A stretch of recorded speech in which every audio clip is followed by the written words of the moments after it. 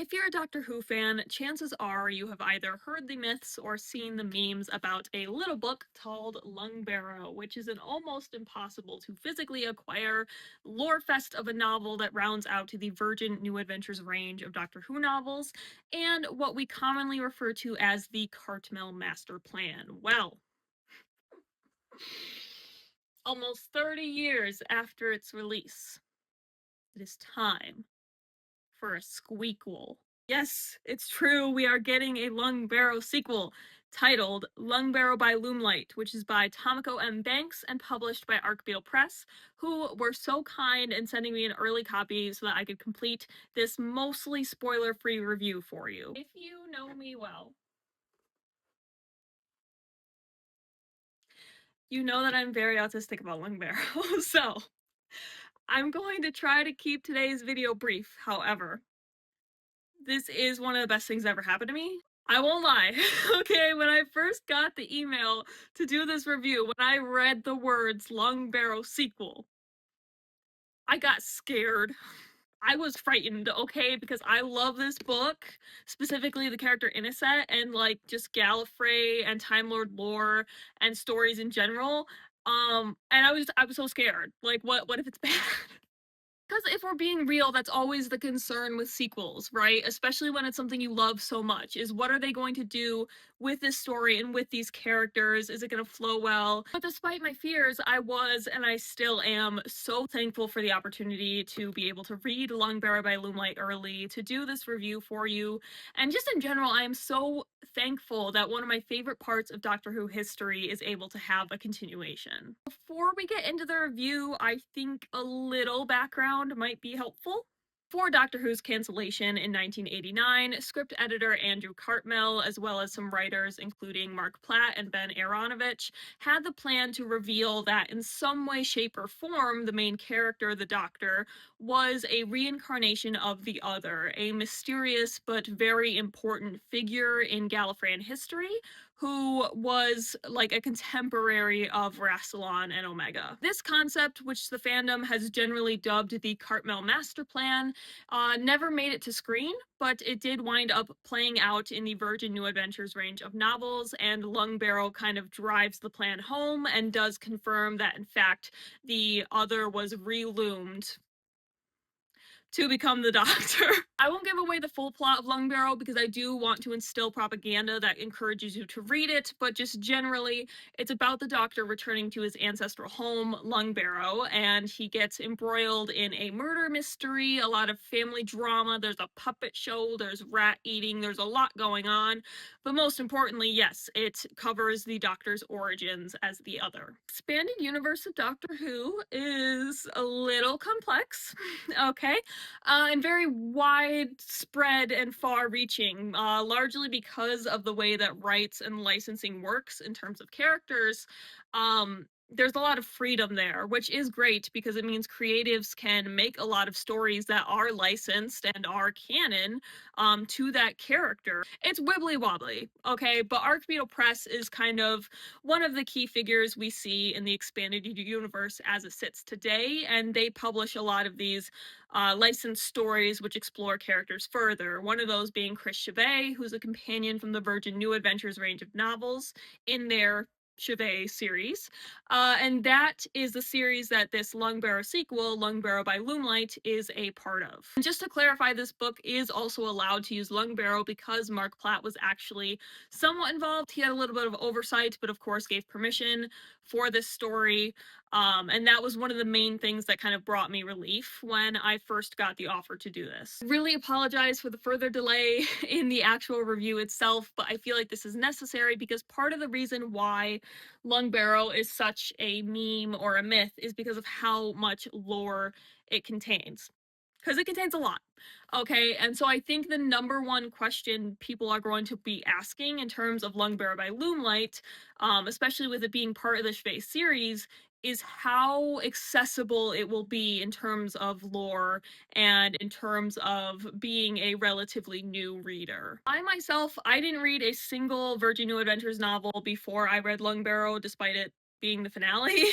And I also didn't read any of the Chevet series, so I literally only knew Chris from Lungbarrow.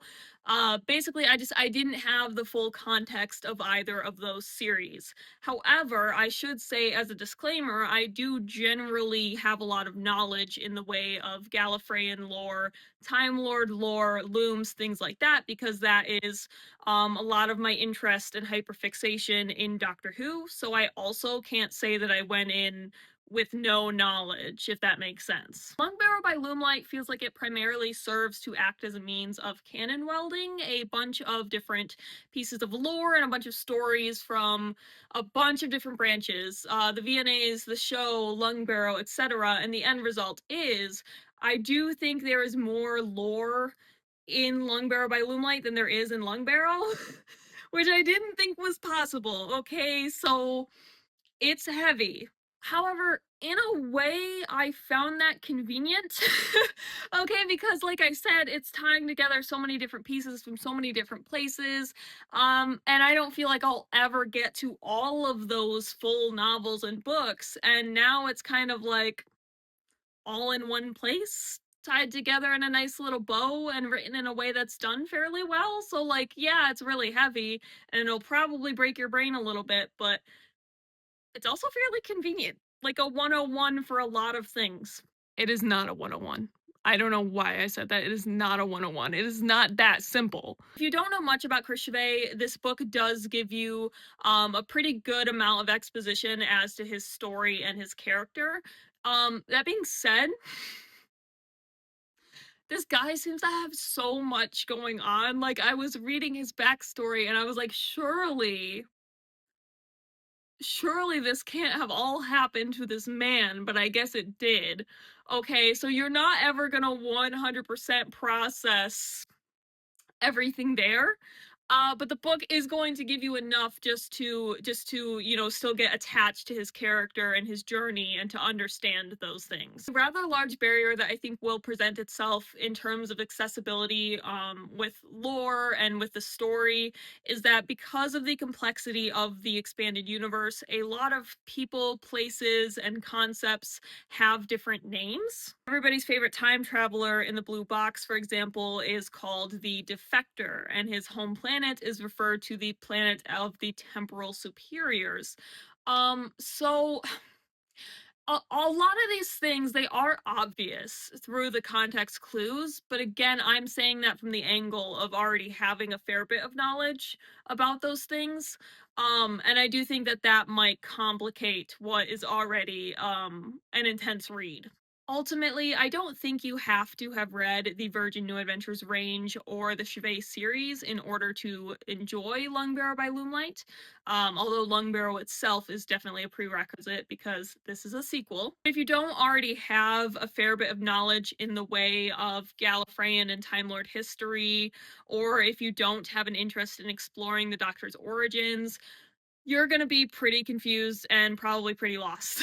And I think even if you are familiar with all of those things, even if you have read all of those, you're still probably going to want to have a TARDIS wiki tab open, or preferably one or two friends who are really invested in the Doctor Who expanded universe to have on hand for consultation. Okay, I can finally discuss the plot and the writing. At the end of Lungbarrow, the House of Lungbarrow, which is very much a living and breathing character in and of itself, is effectively destroyed, and the cousins who occupied it are scattered. Along with another character who I definitely can't spoil, the house essentially employs Chris to travel back in time to kill the other, who, as the book Lungbarrow tells us, later on becomes the Doctor, who is someone that Chris wants revenge on. So both Chris and the house want revenge. They make a deal. Chris goes on a mission back through time. There is a lot of focus in this book on traveling through time and kind of canon welding along the way, and so this book actually operates as both a sequel and a prequel to Lungbarrow. Start off in the days of Pythia, which is an ancient time on Gallifrey filled with magic and heroes and a lot more telepathy, long before the time of regeneration and science and Lords of Time, basically before the founders ruined it. We also get to see and explore vampire wars, which is another ancient era of this planet's history, and most importantly, we also get to see the creation of looms, which You've probably definitely seen the memes about those, but if you don't know what a loom is essentially a machine that was created because when Pythia was overthrown by the founders of Time Lord Society, she supposedly cursed everyone to be infertile, and so as a means of continuing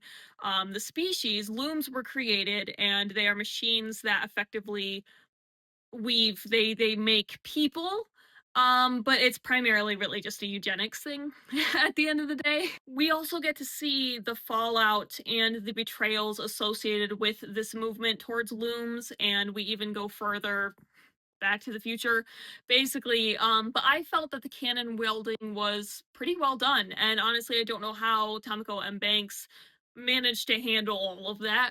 In regards to looms and in regards to the things we see as he travels throughout time, there's so much tragedy and so much betrayal and so many revelations that Chris Survey is discovering, which he kind of has to reconcile with this very, very complicated relationship that he has with the time traveler he traveled with, which is of course a complicated situation considering the main reason why he's witnessing all of these things is because he was sent back in time to kill this person. All of this is kind of the heart of the book and is a really emotional kind of slow burn between these two characters. And I will say, although I didn't know Chris much before the story, and funny enough, even though I love Lungbarrow, I actually originally hated the idea of the Doctor being the other. But I found myself very attached to both the other and to Chris and the journeys that they went on and how this kind of played into their relationships with each other in terms of Chris's development, in terms of understanding the other a lot better as a being, as a person. I am now the Doctor is the other truther. Unfortunately, the actual House of Lungbarrow and its cousins don't really get that much of a focus. We do see the return of some key characters from Lungbarrow, and they get a new mystery, but it's a lot similar to the plot of Lungbarrow, and they're more or less playing the same roles that they did before. So those who enjoy Lungbarrow and its cousins might be a little bit disappointed by that, and also disappointed by where we leave their stories at the end of the novel. But they do still get time to shine, and I do think that Tamako M. Banks does a really good job of bringing them into this story and just of writing them and the house and the cultural and historical context it exists in, and just in general having that same really weirdness about it all. Okay, I apologize because this is a spoiler. However, I feel like it's an obvious spoiler anyway, okay? But we do we get more of Innocent, who is, listen, okay. I love her so much, and you gotta think, when you have a Blorbo, when you have a favorite character who is relatively unknown, I mean, she's only in one book 30 years ago. Okay, so I wasn't exactly sitting around. It's not like, oh, where's the Ronnie, where's Susan, where's Omega? It's like, okay, Innocent's probably not gonna ever show up again.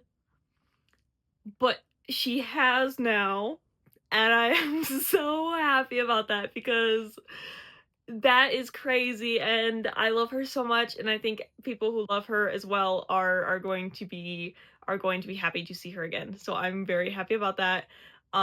Just something very, very specific and wonderful that happened to me during a dark time. So I am so happy to see her again. And it's crazy. Also, this art was done by my friend. And it's Innocent. So I love her a normal amount. Also, low-key, it does low-key hint that Innocent was maybe the lady in the barn scene in Listen. Don't pretend you're not awake. We're not idiots. Come and sleep in the house. You don't have to be alone. And that is everything to me.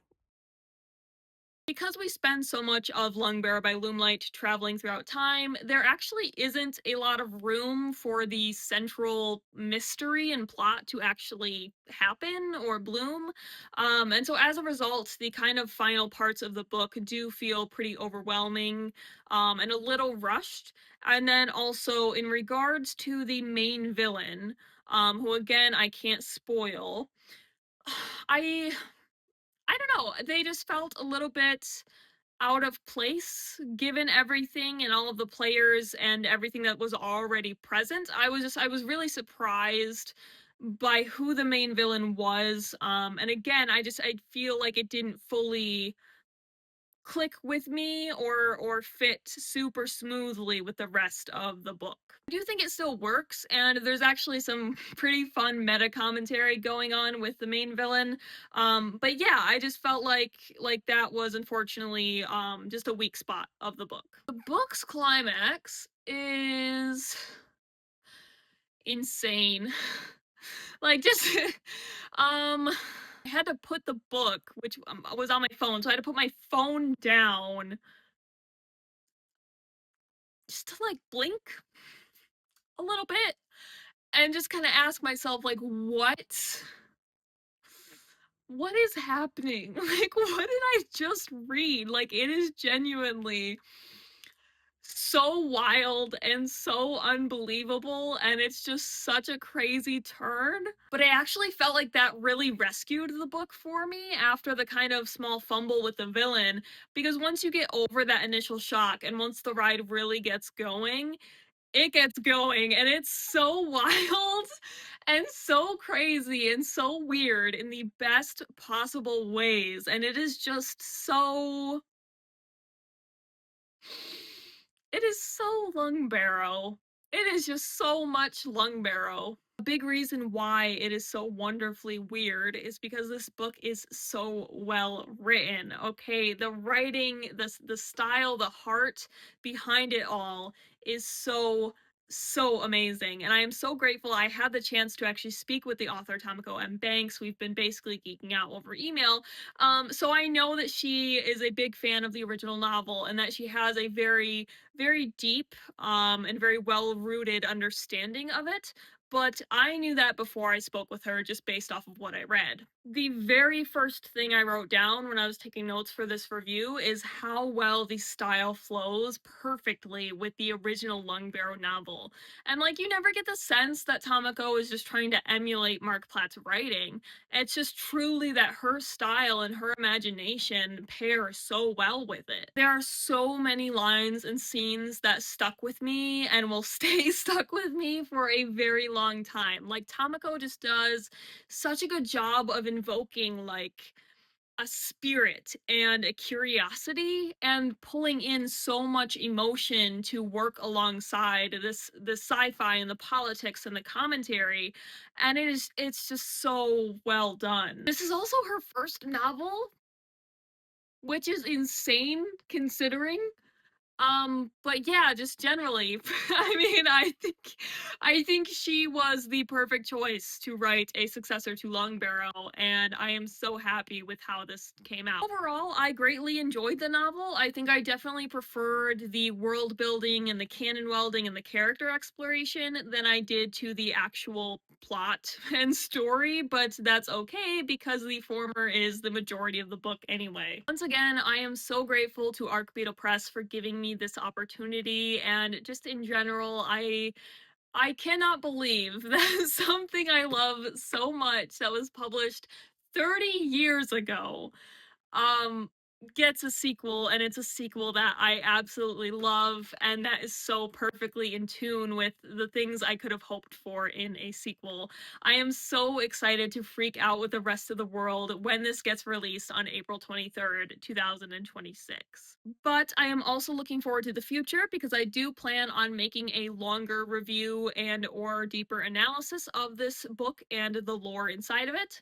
And thankfully, like I said, I'm so grateful I've been able to get in touch with the author, Tamako M. Banks, to discuss the book, and I've gotten some really great insight into the story. So if you want to stay tuned and see that video when it comes out, you can click the subscribe button, or you can maybe hit the like button if you liked this video, or you can not do that. I do very much hope that you explore the depths of Lungbarrow by Loomlight with me, and in the meantime, I hope you're staying safe, happy, and healthy.